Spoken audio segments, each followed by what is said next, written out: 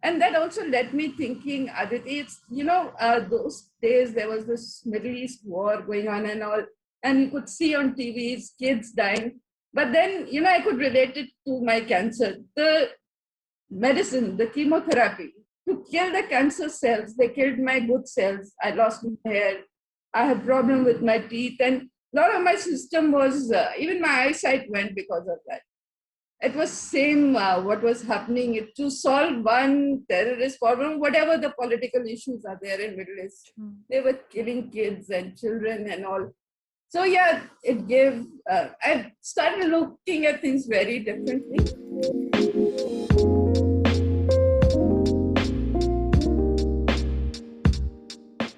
Hi there, welcome to Absolutely Right, the very first graphology or handwriting analysis based podcast show in India. Now, every Wednesday, my attempt is to bring you a conversation that can transform you, that can get you to think or rethink the way you are going about your work, about your career, about your personal life, through all the conversations that we have with our guest. But today's conversation is special because it is so beautiful that I was making notes while asking the questions to our guest. It was an honor to interview our guest today. She is a veteran with 30 years of corporate experience, a cancer survivor, and a single woman who single-handedly has managed to create some revolutionary campaigns when it comes to retail market in India, for so many years. She's currently working as the managing director for Timex Group and has worked with multiple corporates like Dabur, Philips, Sony, and her insights into how to work, how to get your performance to the next level, and how to survive in certain situations are really, really beautiful. So if you choose to make notes and implement the lessons that you learned today, please make sure that you tell me, because I'm curious to know what resonates with you, because I have my own points to work on. Without further ado, let me invite Sharmila to join us on this conversation. Let's get started. Hi, Sharmila. Hi, Aditi.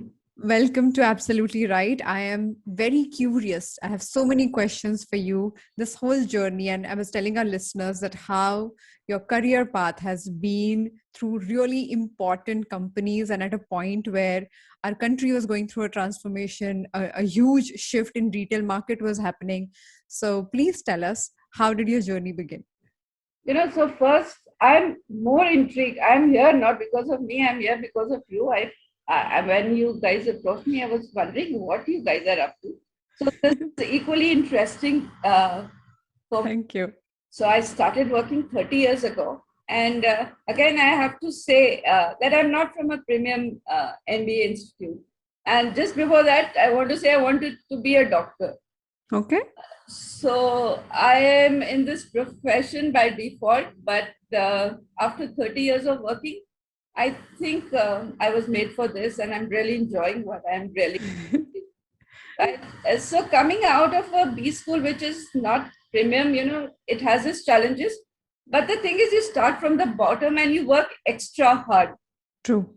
I remember I did my summer training in Nestle, and in Nestle there was one guy from IM, and I was from this school from Ghaziabad, and I had to work extra hard. But when there was a Swedish managing director, when he took our presentations, he just judged us on our presentations and not because of which B school we came from, and Nice. that was really motivating for me. And I made that key. So if I apply to jobs, I'll apply for multinationals where they don't really judge you by the schools. That's amazing. And Yeah, that's so interesting because so many times people feel their beginning points decide how far they can go. exactly. Yeah, so that's true. Yeah, so then after B school, I joined Kelvinator. So Kelvinator used to have the highest market share, and but those days Godrej, they came up with this puff campaign. I don't know how many of you remember, and they were eating into the market share, and I was lucky to be part of that team to do something with the product. I think my love for products started from there. So I was like go between the sales team, the dealers, and the R&D team. So I used to collect information, give it to R&D, and they used to convert it into the consumer language. So that was Calvinator. So after So that was the beginning of the curious mind to understand what can I create as a product. absolutely, and that early time, the consumer, understanding the consumer. When you read the quotas, they told you understand the consumer and all. But how do you do it?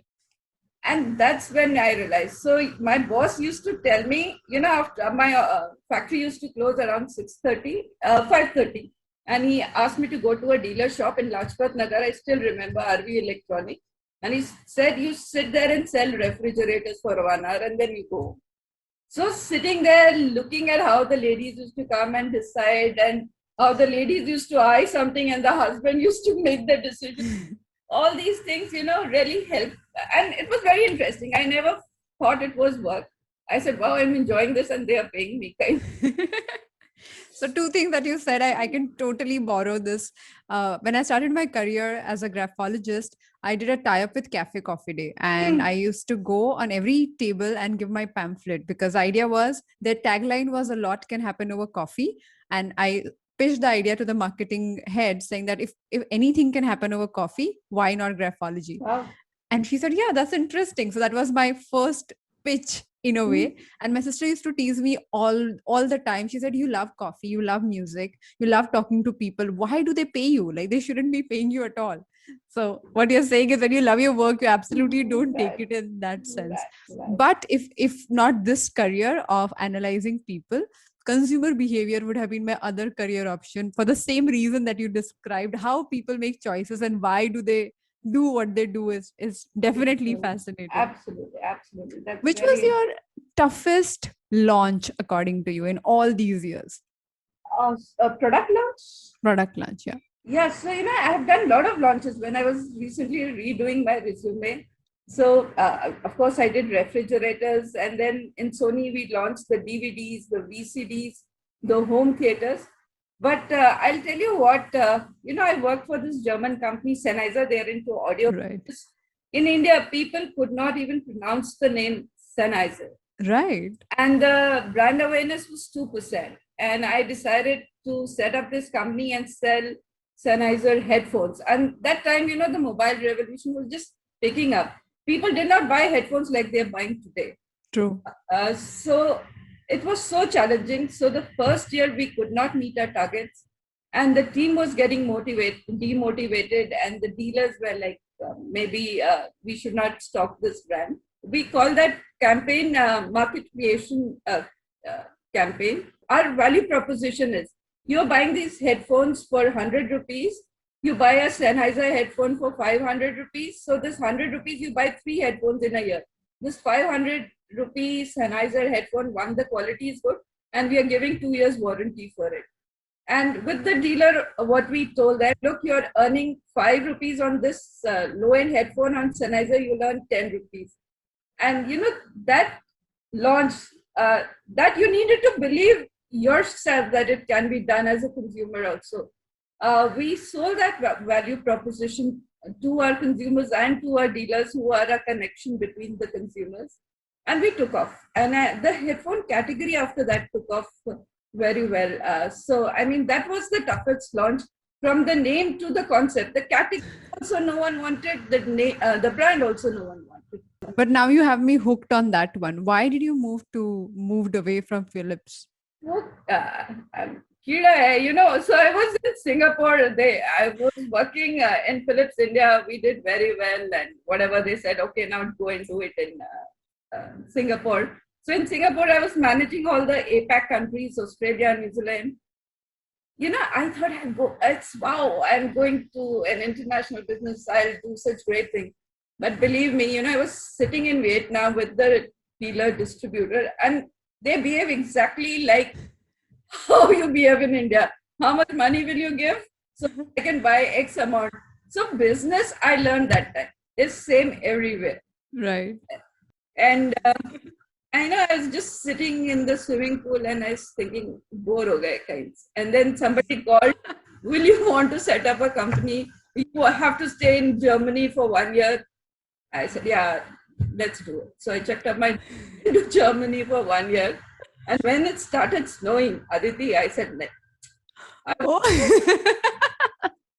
said, I'm going back to India. So snow was the reason why you came back? Oh, it was really cool. I couldn't take that one. Yeah, as honest as it is Yeah. this slow. Coming to your handwriting, we Hmm. asked you to write your handwriting sample, and we asked you to do it on a blank sheet, which is an unruled paper. So you wrote a beautiful paragraph, and it is in front of me. The first thing that stands out when I look at your writing is two style of formations that you have in the letter F. F Hmm. for forest. Hmm. One where only upper loop is visible, Hmm. Yeah. where you can see that the only half formation happens. Another one looks like number 8. If you look at the Oh. first line, it goes up and then it moves to the left side and it forms number 8 kind of a formation. Now, Hmm. both these things put together are interesting to talk about your planning and your execution style. So, I'm going to Hmm. take a moment and describe how you plan and how you delegate and how exactly the planning and execution area works for you. With the first F that I described, where you have only the top part, shows that you love planning, but you also love strategizing, understanding the problem, getting to the root cause of it, understanding what is going wrong. If it comes to detailed execution and telling people what to do, when to do, who will be doing it, that is cumbersome for you. You not only dislike it, you pretty much hate it. You're like, if I'm solving the problem, if I'm giving you exactly what to achieve, I want you to come up with the everyday routine and operational work. But interestingly, it is not today, it's how you thought throughout your career. Yeah. So, I mean, it's amazing. If you ask my team, they will say, yeah, that's true. So, I don't have to say anything. So, that's crazy. So, I can change that if I change my letter F. Not completely, for two reasons, because that style took so much of time to be developed, and also it is working for you. If you change that, you will be Right. really bored, so it is against your nature. And I Right. can say that because of the other F that you have, which is 8 like formation. Yeah. That particular F talks about how you go with the flow when it comes to execution. So if you look at both of them, the top part remains similar, where you Hmm. plan things in the same manner by understanding where the challenge is. But one area shows that you don't like execution, so you kind of delegate that. The second one talks about the flow that you create when you're executing, which means you jump in a situation with both feet, and then once you're there, you figure it out. Yeah. So, on that, execution is also my forte. And, I really like to get my hands dirty. And sometimes I've been accused that I don't delegate enough. So, to reinterpret what you are saying, if I plan and strategize, it's very cumbersome for me to tell the team you do it. I said, मैं खुद ही कर लेती times. So that, So either it is going with the flow, or like it's not as avoiding the whole discussion yeah, plan altogether. I yeah. hear you. Another aspect of your writing which stood out for me, and I'm going to connect that to other part of your life, and will be talking about that.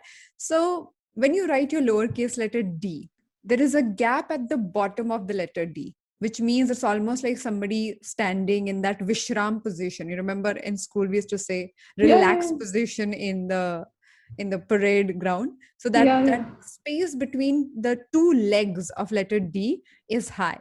That shows somebody who can be so firm that she might not budge from her decision no matter what.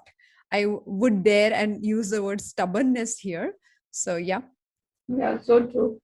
So Sharmila, what questions do you have for me? So, Aditi, look, I'm now 57 and I'm doing this. Maybe my handwriting tells you that, I can't be in one job. So if you see my track record in 30 years, I've changed 7 jobs. And at this stage, it's difficult to find a new job. I've been contemplating, like, should I go for entrepreneurship, start something of my own, or just do consulting or do get into CSR. So I was wondering what would be the next things I should do. So the first aspect that I want to present is there is a moment where you know very clearly, and every job has given you that option of knowing internally to move away because your learnings are over. And if you do not learn, if you do not grow, if you do not move to the next level of your intelligence and your ability to lead and everything, then you start getting unhappier by the day. So it is not about the job, it's not about the situation, it's only about your growth curve. So what I talk to senior leaders about in that case is, can you start a parallel learning curve with or without this job? Because learning is a challenge, job is not. So if you start building your next learning curve, we might find specific answers to then make a switch, to then move to whichever direction. Starting as an entrepreneur sounds a great idea, but right now what you love in your work is the intellectual problem solving part of it. So if you don't get that expanse to do it, if you don't get those kind of budgets to do it, if you don't get those large problems, you would be disappointed again. If you work as a consultant, then again you will be telling people things to do, but you won't be leading them, you won't be getting rolling your sleeves and getting down to things and doing them. So there is a challenge in these two options, because they won't be fitting into your natural way of functioning.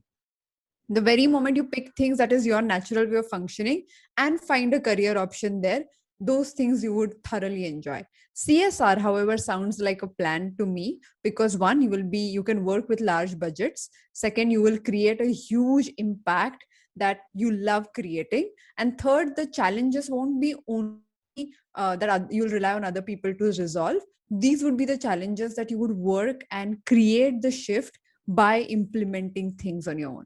So I believe that amongst the options that you gave me, sounds like a great plan. Having said that, the learning curve is essential. With or without that career option or next career move, this is important that you find your next learning goal. Yes, so I've been thinking about that. One learning is the technical learning. The way things are done now. Suddenly, because of this pandemic, uh, the channel shift from offline to online has happened. The marketing, the way we used to market, has changed completely. Now it's everything is data analytics, and it's like specific consumer targeting. So I did all those learnings. I do all that learning, but to go to the next level, uh, the learning, the learnings I would miss. So I was also thinking, I'll just put some small amount in a startup company and then start learning from them or about them. So I don't want to do learning as in a technical learning, which I keep doing. I like to keep myself updated, and I spent 6 months doing digital marketing course with Micah. But learning on the job, learning, if I can get something experiential, that is what I was looking for. So yeah, I'll think about it. But yeah, that CSR activity at this stage, maybe with whatever I have learned, I think I can give back to the society now, if I can. Yeah, thanks for that. Welcome.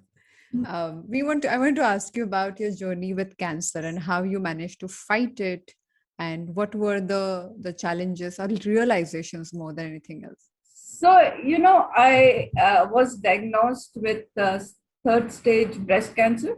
So it was, there was a lump, and I believe me, it was there for a year. And being a doctor's daughter, I knew something is wrong, but, ignore. So if anyone who's listening, please don't ignore. Please take action. Don't make the same mistake as I did. So once while presenting, I really felt faint. So I said, time to go and get checked out. So that's the funny thing. When that woman did an ultrasound and all, she started scolding. What? Why didn't you come here earlier and all? And she was more scared than me that I had cancer. So as you know, I'm a single woman. I got all the tests done, etc. So when I went to pick up the test, the guy looked at me and said, "Aapke saath koi nahi hai?" I said, "Nahi, give me the report." He said, he looked at me and then he said, "Okay, take it." So when I saw it, it was like positive third stage. So the first thing was, oh, this is like the Hindi movie Anand and all that. For me, it was just not realizing what it would mean and all. So when I came home, they panicked and they took me to the doctor. They said, you need to get a mastectomy done, you need to get a chemo, you need to get a radiation, hormonal therapy. So I took the thing, but I did it more for my mother than for myself. Went through it. So, once the chemo starts, however strong you are, I thought I was like one top, but the chemo kills you. It really kills you. But Aditi, what kept me going, when I used to go for my chemo, I used to see people along with me. So one day there was this lady, she was a Sardani, and I was getting treated in a Max hospital, and she was being funded by some Gurudwara or something. I shaved off my hair because I was losing it. She couldn't even shave it. She just had strands of hair. And uh, I mean, for me, I used to take my chemo, my mother, brother, everyone, their support system. That poor woman used to come alone. And then she used to say, I have to go and buy the sabji and I have to cook for my 3 kids. And her husband was in the army or wherever he was. So when I used to look at her, and they give you an injection so that you're stronger to take the chemo. Woman, a lot of times she used to be sent back because she was not even strong to take a chemo. I mean, I used to feel so lucky. Believe me, people were saying, "Oh, poor girl, she has got cancer," and I was saying, "My God, I'm so lucky. I'm so lucky." Um, so that was that realization. There was another guy, there was this Afghan gentleman. He was really, really, really old. And he had come all the way from Afghanistan to get him treated. And he used to tell me, Bibi, mere ko nahi jeena kahin. And look at these kids. And the kids were saying, no, we want him. So when I saw that kind of just to keep someone alive, it gave me a new perspective of life. It grounded me. It humbled me. Those days were horrible. That I took 9 sessions of chemotherapy. Oh my God. And the ninth, I was like, I'm not going back there. And I was obnoxious. Believe me, I used to make life miserable for everyone. So I stayed alone. I just had a maid to come and cook and go, but I used to stay alone because I knew I was obnoxious. And I knew I'm not obnoxious. It's this medicine. Sure, of course. And that also led me thinking, Aditi, those days there was this Middle East war going on and all, and you could see on TVs kids dying. But then, I could relate it to my cancer. The medicine, the chemotherapy, to kill the cancer cells, they killed my good cells. I lost my hair. I had problem with my teeth, and a lot of my system was, even my eyesight went because of that. It was same what was happening to solve one terrorist problem, whatever the political issues are there in Middle East. They were killing kids and children and all. So it gave. I started looking at things very differently.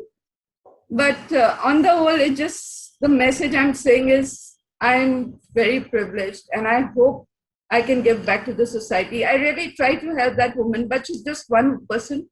But it's almost 7 years since I've recovered. I try to do my best, but let's see. I hope I can continue contributing. That's moving to hear, and those realizations and the toughest points shape you for life, isn't it? Absolutely. While you're talking, I saw the tattoo that you have on your hand. Yeah. I have 2 tattoos. Yeah. What is it? So this is my father's name. I'm very close to him. It's my father's name, and this is Lord Shiva. So when I lost one part of my breast, people say you've become like Lord Shiva, Ardhanarishwar. Yeah. I became a Shiva fan after that, so I have Shiva tattoo. How interesting. How interesting. Right. What else what question you have? What other question? No, so other thing, what? So I often wonder why I'm not enjoying my work. Why am I trying to think to do something more? I can continue here. So in corporate life, as it is very challenging. So you have such brilliant ideas. So I'm in this watch business, and the wearables business is picking up. But it requires a lot of R&D. It requires a lot of investments, and there's a balance sheet to look at. And so this is the market, and I would love to do that, and my team would love to do that, but we can't find the monies, and it causes frustration. Then you say, maybe I'll go to some other organization which will help me. So I was wondering how to overcome these kind of frustrations and managing things. Your heart is somewhere, and your job and your responsibilities towards the balance sheet How do you balance those two things? So you take your work very personally. So for someone like you, the answer is very difficult in that sense because everything that you do represents you as a person. So you won't look at it as my company is making mistake or my balance sheet is not working well. For you, it's like as if somebody is making personal remarks. That is one of the reasons why you have managed to be this successful, because every single thing that you took upon yourself. There's also another reason why you're worked up with your progress, not being that great, or your failures, because they mattered to you and you took them to heart. Now, if you want to create something in that case and you're saying, I can see the possibility, I can move forward, the concept that I use is journaling, where we ask a question. And I believe, and I work with people on anti-anxiety kind of concepts. Our brains are equipped to come up with lot of other solutions that we are otherwise blind to. It's like, sometimes when you keep repeating a conclusion that you have, you keep going down to the same route and then you keep seeing the same thing. The very moment you ask a question, it's like a Google search engine. You put that term or that one question, and suddenly the brain starts opening up new doors that are otherwise not possible. And emotionally, it's important, especially with somebody who takes things to heart. I would say the question I would ask is, what is the best possible option here? Not the best option, but what is the best possible option? Because if I take all the stress that I do, and if I'm not moving forward and I'm affecting my body, definitely that is not helping. And more frustrated you are, you drag your feet, you do not look forward to that next meeting, that next conversation. And that frustration of not being able to do your best possible in the moment is where the actual problem lies. Goal, yes, it is important and you want to do it, but at the same time, what you're doing every day in every single meeting or every single conversation will create those dots which will eventually create a line which you're not happy about, not proud of.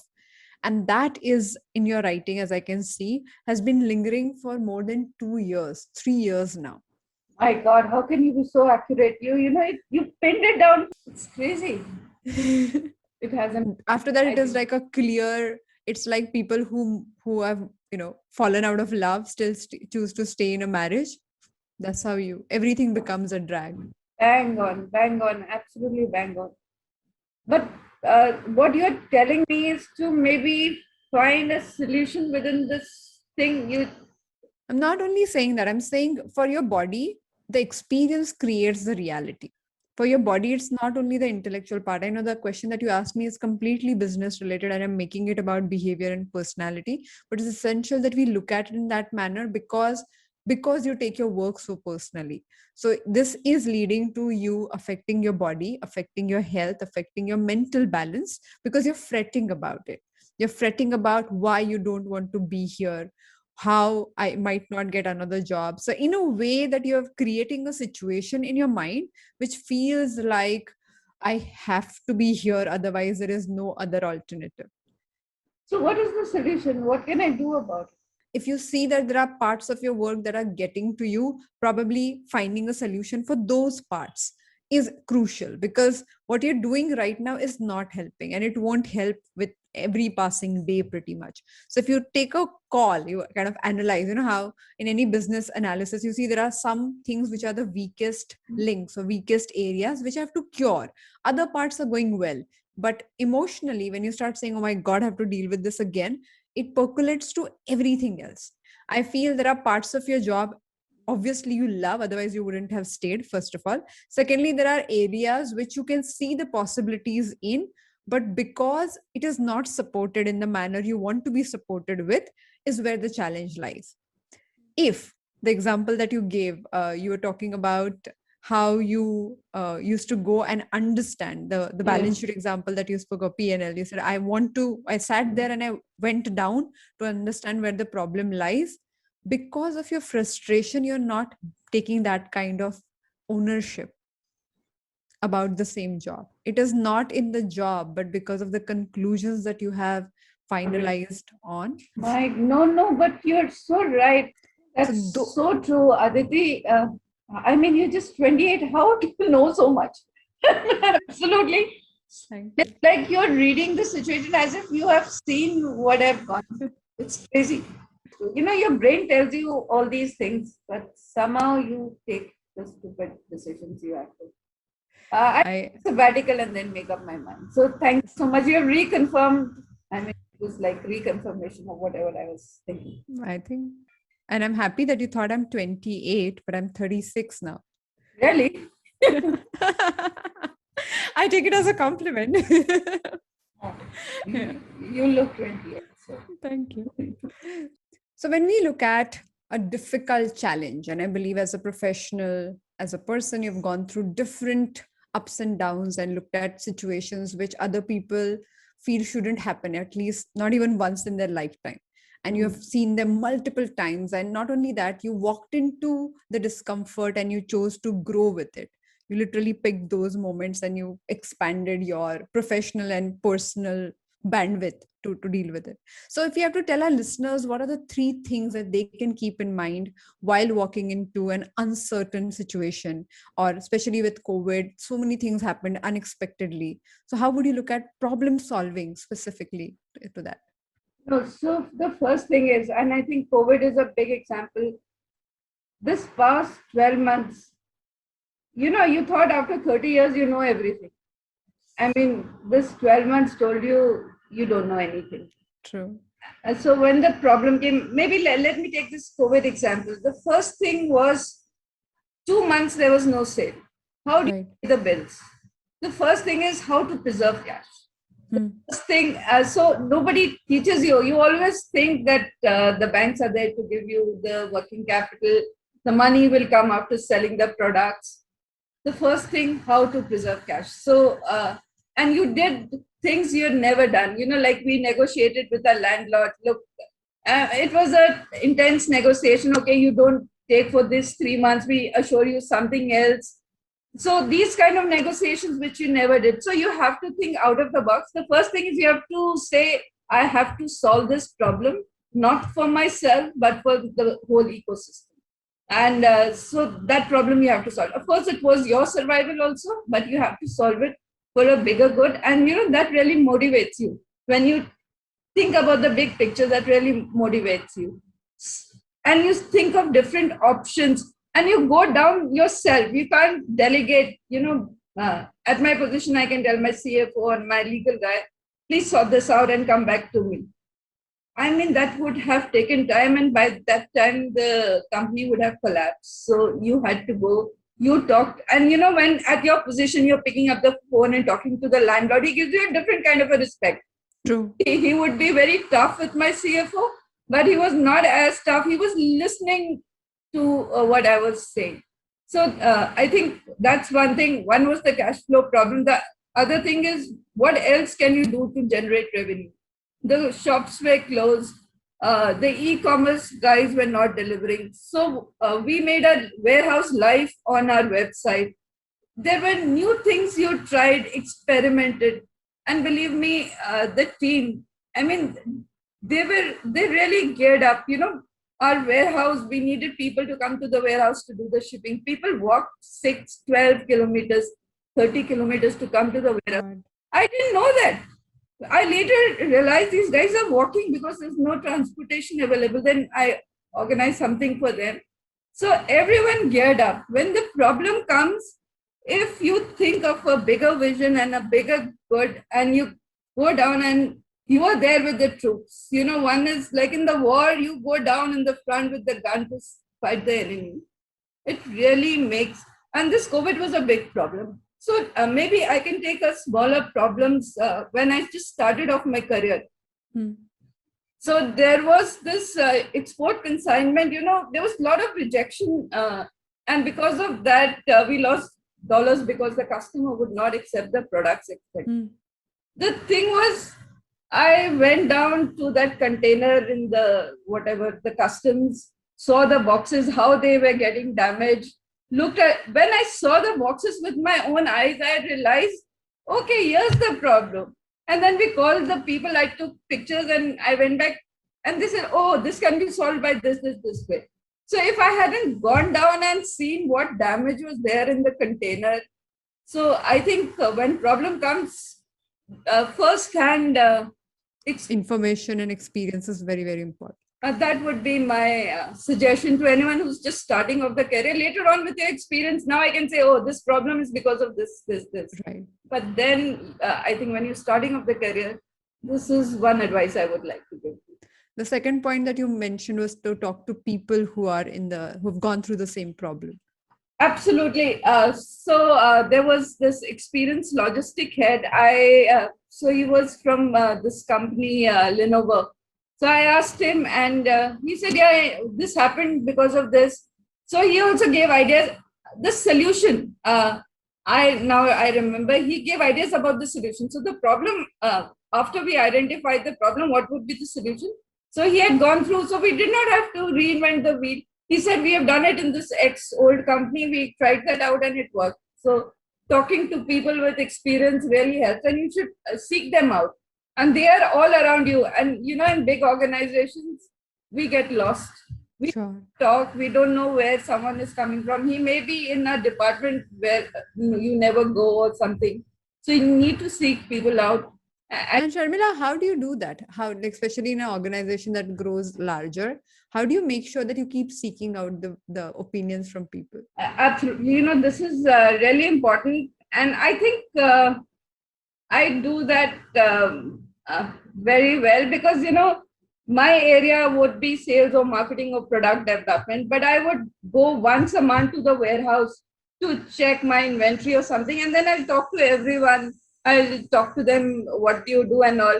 And when there is a success, so if there was a product launch which was hugely successful, going down and thanking them. And then when they are, their guards are down, they talk to you and they will say, ma'am, iski quality theek nahi hai, look at this. So there are, I can say that a lot of my success is because these guys told me and they never got the credit. I got it done. They saw in the warehouse and they told me. And I think it's the thing is you have to go out of your department, seek out people and talk to them.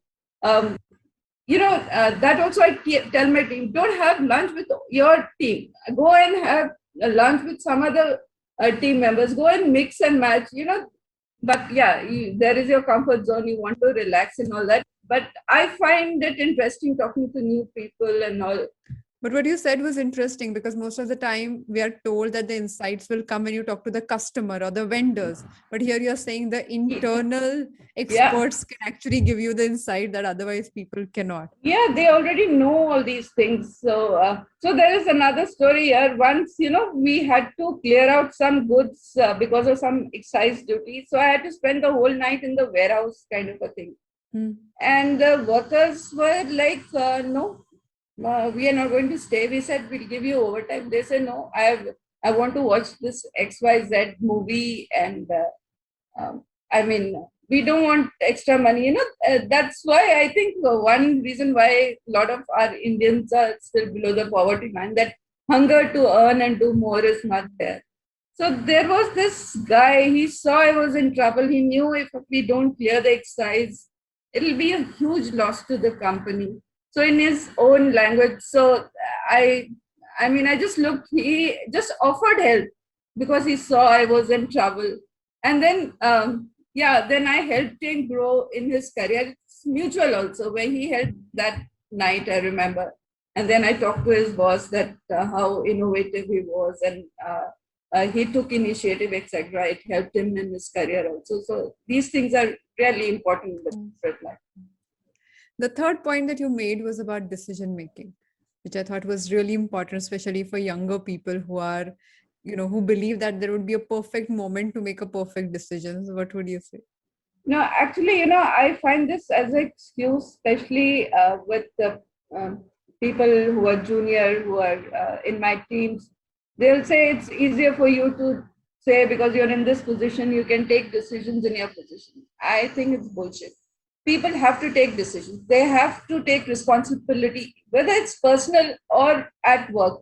Take your decision. So maybe you don't have the authority, but you take your decision and you go to your superior or your supervisor and you tell them, look, this is my recommendation. People these days just come with the problems.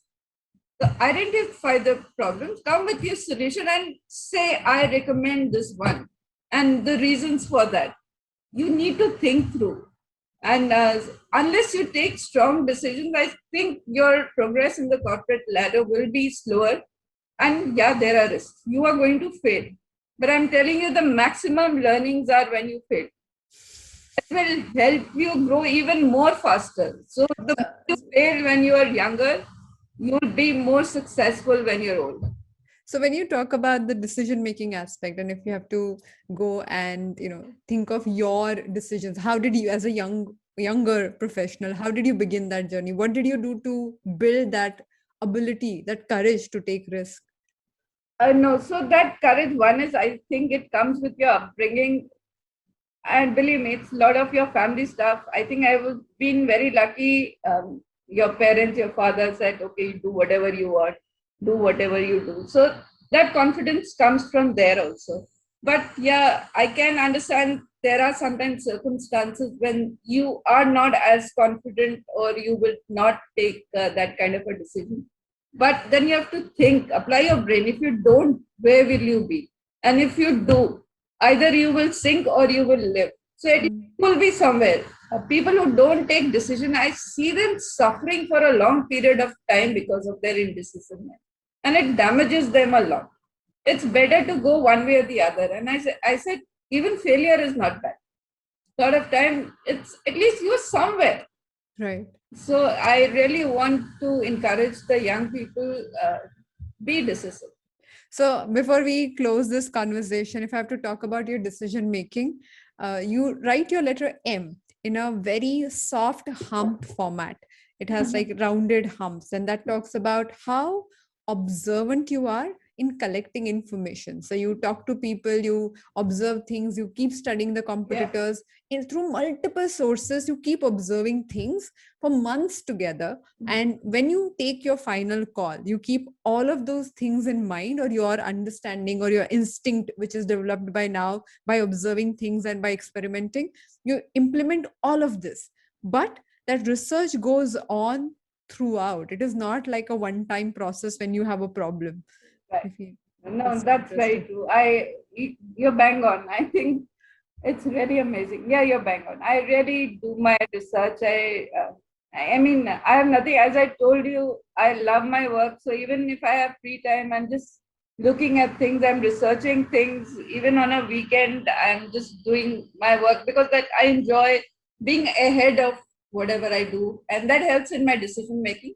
Because knowledge always, if you're knowledgeable, it always helps your decision. I cannot tell you how inspired I am on so many different levels after having this conversation.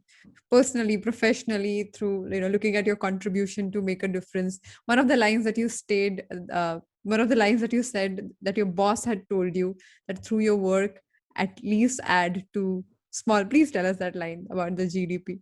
No, so again, I'm always a dreamer and cranky. So I remember my boss Kubo-san in Sony. I one day resigned and I said I'm joining CRY. That CRY organization. So he says, why? I said, what am I doing here? I'm making money for you. You're going around in a Mercedes. I might as well go and help the children in CRY. So he said, sweetheart, go to the factory. There are 300 girls there. Because you're doing well, their families are running. You're providing jobs to them. And that's when I realized corporate life is, uh, it is about the society. And he said, Sharmila, do something so that you can at least contribute to 0.0001% of the Indian GDP. He was a Japanese, so he was motivating me to work for the country. And that stayed with me. And I have quoted this to my team and everyone else. I mean, it's not about yourself, it's not about your bank balance, your salaries, whatever. You need to give back.